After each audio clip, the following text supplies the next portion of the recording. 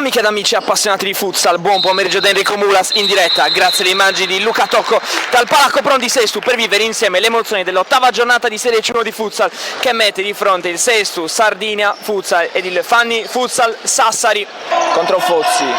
Belleboni vede Aramu, tocca e tiro! Aramu 1-0!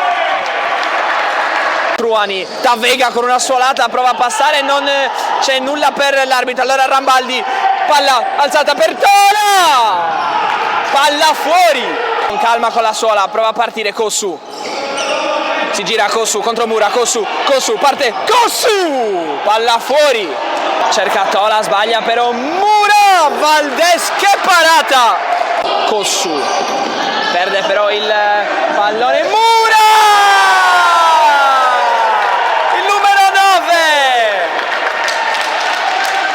Boni di prima, forse con troppa calma, Fiori contro Spanu, Fiori ancora palla in mezzo per Pilo, traversa!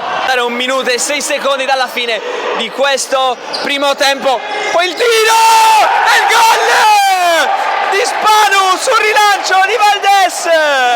Fiori, da Vega, parallela per Pilo, subito il primo squillo di questo secondo tempo del Fanni dopo appena 14 secondi. Palla per Spanu, rischiosa, Spanu! 3-1!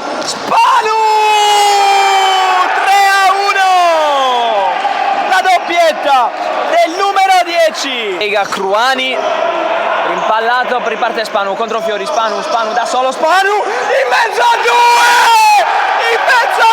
Spanu! La tripletta! Spanu, Belleboni sbaglia il pallone da Vega, ha saltato Spanu, Cruani! 4-2 accorcia le distanze. Da Vega vuole andare su Aramu, su pinna in anticipo, poi con una spallata, Fozzi! 4-3, ha riaperto il match il numero 8. Tiro murato da Aramu, allora Fiori ancora. Il tiro di Da Vega improvviso! E c'è il 4-4! C'è Cruani, sbaglia poi Aramu, attenzione, Cruani dall'altra parte! La ribaltata con Pino! La ribaltata al Fanni! Nulla. Spanu! Palo esterno. Per Tola. Tola!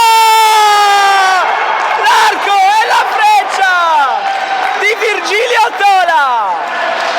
Fuori, 3 secondi, 2. Fiori fuori! L'ultimo squillo! I 3 fischi, la sirena!